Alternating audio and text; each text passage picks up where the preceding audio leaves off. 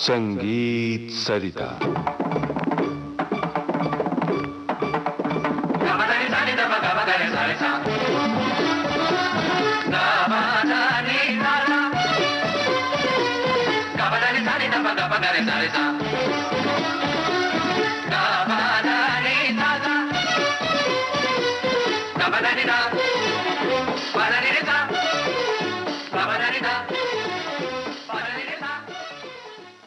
प्रिय श्रोताओ, संगीत सरिता के अंतर्गत आज से हम शुरू कर रहे हैं एक नई श्रृंखला, सुगम संगीत और पार्श्व गायन। हमारी इस श्रृंखला के अतिथि हैं प्रसिद्ध पार्श्व गायक श्री सुरेश वाडकर। आपसे बातचीत की है श्रीमती रेखा भीमाणी ने। तो सुनिए इस श्रृंखला की पहली कड़ी। संगीत सरिता की इस सभा में आप सबका स्वागत है। सुबह का समय यानी ध्यान और साधना का समय, गायकों और वादकों के लिए रियाज का समय। हम आप जैसे श्रोता जब संगीत का रस लेते हैं तब शायद ही ये जानते हैं कि एक गायक कला की ऊंचाइयों तक पहुंचने के लिए कितनी साधना करता है। आज से शुरू होने वाली इस श्रृंखला में हम आपका परिचय कराएंगे सुगम संगीत की साधना के अलग अलग पहलुओं से। और ये परिचय देने हमारे स्टूडियो में तशरीफ लाए हैं सुरीले संवेदनशील सुरेश वाडकर। नमस्कार सुरेश जी। नमस्कार रेखा जी। मैं अपने सुनने वाले भाई बहनों को, रसिक श्रोताओं को नमस्कार करता हूँ।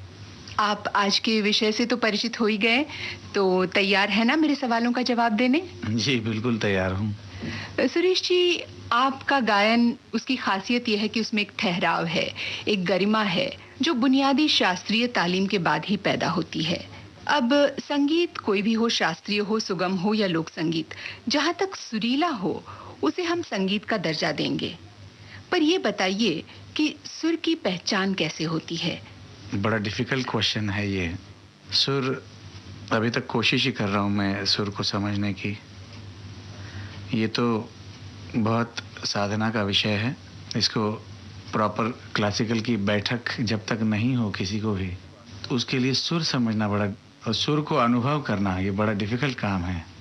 लेकिन फिर भी लोग, जब हम सुनते हैं कुछ अच्छा लगता है और कुछ नहीं अच्छा लगता, तो जब वो सुरीला होता है तभी अच्छा लगता है ना?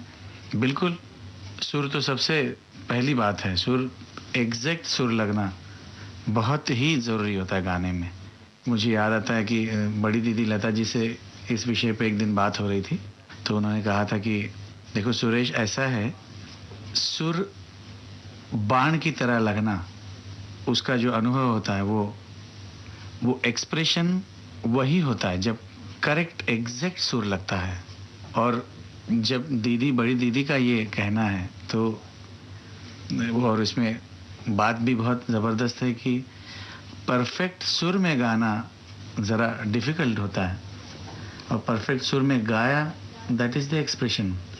लेकिन गायक जब गाता है या श्रोता जब सुनता है तो उसे समझ में तो आता है कि ये सुर है, सुरीला है, बेसुरा है, या कि नहीं आता? कुछ लोग समझ नहीं पाते। ना, बिल्कुल समझ में आना चाहिए, और उसी के लिए क्लासिकल सीखना बड़ा ज़रूरी होता है।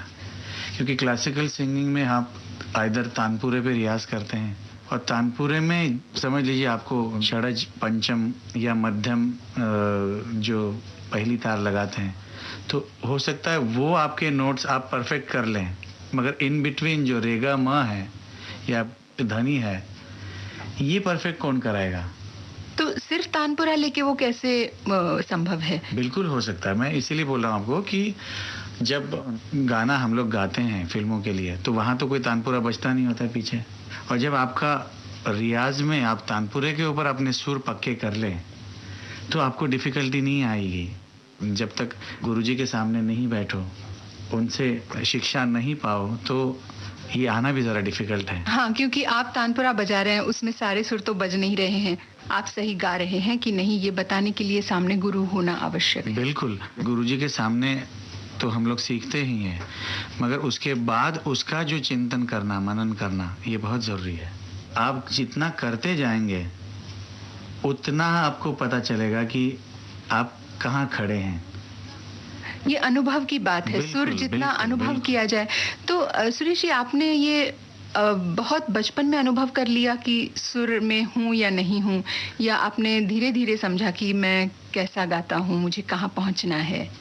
बिल्कुल, बचपन में तो वैसे ही फिल्मों के या रेडियो सुन के गाया करता था मैं। और जैसे भावगीत है, भक्ति गीत है, नाट्य संगीत है, तो बचपन में इतना ज़्यादा उस तरफ माइन्यूटली ध्यान नहीं होता और आदमी बस गाता रहता है। मगर जैसे जैसे इसमें लोगों को सुन के, बड़े बड़े गवैयों को सुन के, हमारे बड़े बड़े सिंगर्स हैं उनको सुन सुन के, उनके साथ जब कोई चीज़ एक्सपीरियंस करता है आदमी बड़ा होते होते उम्र में, तो अचानक एक दिन पता चलता है उसको कि भाई हम अभी तो बहुत कुछ करना है। और अच्छी अच्छी चीज़ें सुन के तो फिर ज़्यादा ही बुरा लगने लगता है कि हम तो कुछ भी नहीं कर रहे हैं। और मेरा ऐसा हुआ था जब मैं गुरुजी के पास, पंडित जियालाल वसंत जी के पास जब मैं 8 साल की उम्र में आया, तो मेरे सामने तो टोटल डिफरेंट पिक्चर था गाने बजाने का। मैं बस फिल्मों के गाने सुन के गाता था, नाट्य संगीत गाता था। वहाँ जब मैं गया तो मैंने देखा कि गाना क्या होता है। और पटियाला घराने के मेरे गुरुजी होने के नाते जो पटियाला घराने की जो गायकी की चमक है वो कुछ अद्भुत है। और उसका एक्सपीरियंस मेरे लिए इतना ज़बरदस्त था, मेरे लिए धक्का था बहुत बड़ा।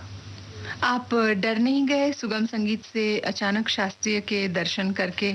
शास्त्रीय संगीत तो सीख ही रहा था मैं उन्हीं दिनों जी। सबसे पहले मैंने भावगीत, भक्ति गीत सीख रहा था पार्श्वनाथ डिग्रजकर जो सांगली से आते थे हमारे यहाँ। उनके बाद मैंने क्लासिकल नामदेव मिस्त्री जी, उनके पास थोड़े दिन के लिए गया था, मगर वो बहुत स्ट्रिक्ट थे। कुछ चीज़ करेक्ट नहीं आई तो बहुत गुस्सा करते थे, मारते थे। तो मैं गाना उनसे बहुत ज़्यादा नहीं सीख सका क्योंकि बहुत डरता था उनसे मैं। जब उनकी बारी होती थी आने की तो बुखार सा हो जाता था। जी। मगर जब गुरुजी के पास गया मैं, 8 साल की उम्र थी मेरी, तब से मैं उनके पास ही रहा। उन्होंने मेरी पढ़ाई लिखाई, फिर साथ में गाना भी सिखाया और बेटे जैसा प्यार दिया। आज जो कुछ हूँ मैं उनकी वजह से हूँ। सुरेश जी, ये सुर जो है वो ईश्वर दत्त होता है या किसी कन सुरे में भी आप पूर्ण सुर पैदा कर सकते हैं? वाह वाह, बहुत अच्छा क्वेश्चन है। देखिए रेखा जी, ये बहुत इम्पोर्टेंट चीज़ है और आप ही ने उसमें जवाब दिया है एक्चुअली। सुर या तो मिलता या मिलता नहीं, ये दो ही चीज़ें हैं। अगर सुरीला आदमी सुर में ही आता है, जन्म लेता है, तो ये चीज़ें करके नहीं आ सकती, ये रियाज से नहीं हो सकता। सुर की बात मैं कर रहा हूँ। आप तैयारी 6 महीने खुद को बंद कर लें रूम में तो आप बहुत तैयार गा सकते हैं, मगर सुर जो है, एग्जैक्ट सुर, वो या तो मिलता है या नहीं मिलता। फिर वही कैटेगरीज होती है, कंसुरा, बेसुरा और सुरीला। जी। लेकिन रियाज से जैसे एक तो सुर की समझ होती है, समझ है भीतर, लेकिन गाने में वो नहीं आ रहा है, तो वो क्या रियाज से आता है या वो मतलब ईश्वर दत्त ही होता है? बिल्कुल, ये ईश्वर की ही देन होनी चाहिए। भगवान देगा तो ही सुर में आएगा, आदमी ने तो आ ही नहीं सकता। वो कितना भी कुछ भी करे और कितना उसको मार मार के सुधारने की कोशिश करिए, वो सुरीला है तो सुरीला ही है, और नहीं तो वो इधर कंसुरा है या बेसुरा है। लेकिन अच्छे अच्छे गायक कभी कभी बेसुरा गा जाते हैं, माफ कीजिएगा। नहीं, वो ऐसा होता है कभी कभी। देखिए गाते वक्त कभी क्या होता है, सुर करेक्ट मिल रहा है उसको, और हम लोग क्या, इन दिनों तो हम लोग हेडफोन्स में गाते रहते ना जी, तो जो इमीडिएटली जो हमको जो कान में सुर मिल रहा है, हम उसके साथ मैच करने के चक्कर में हो सकता है ऑर्केस्ट्रेशन के साथ उसका गड़बड़ हो जाए सुर में। जी। तो सुरेश जी, कोई ऐसा गाना हम अब सुनाएं श्रोताओं को जिसे आप संपूर्ण सुर प्राप्त है ऐसा कहेंगे? हाँ, मैं तो बहुत ज़बरदस्त फ़ैन हूँ बड़ी दीदी, मतलब लता जी मंगेशकर जी का। तो परिपूर्ण, जिसको बोलते हैं कि गाने का पूर्ण विराम, जिनके गाने में आपको अनुभव होता है, वो दैवी होता है, ऐसे लगता है साक्षात सरस्वती गा रही है। तो लता जी का एक गाना आपको सुनाना चाह रहा हूँ जो मुझे बहुत अच्छा लगता है। मैं कोशिश करता रहता हूँ उनके गानों को प्रैक्टिस करने की, उनकी तरह गाने की कोशिश करता हूँ, और मेरी ज़िंदगी इसी में निकल जाएगी उनको कॉपी करते करते। तो मैं उनका गाना आपके सामने पेश कर रहा हूँ।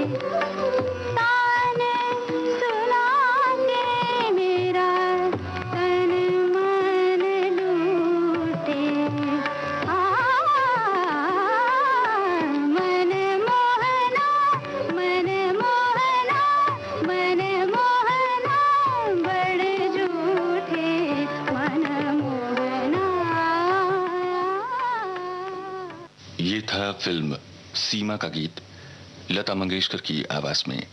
गीतकार थे शैलेंद्र, संगीतकार थे शंकर जयकिशन। सुगम संगीत और पार्श्व गायन, ये थी इस श्रृंखला की पहली कड़ी। इसे प्रस्तुत किया प्रसिद्ध पार्श्व गायक श्री सुरेश वाडकर ने। आपसे बातचीत की श्रीमती रेखा भीमाणी ने। विविध भारती के संग्रहालय से प्राप्त इस कार्यक्रम की प्रस्तुतकर्ता छाया गांगुली।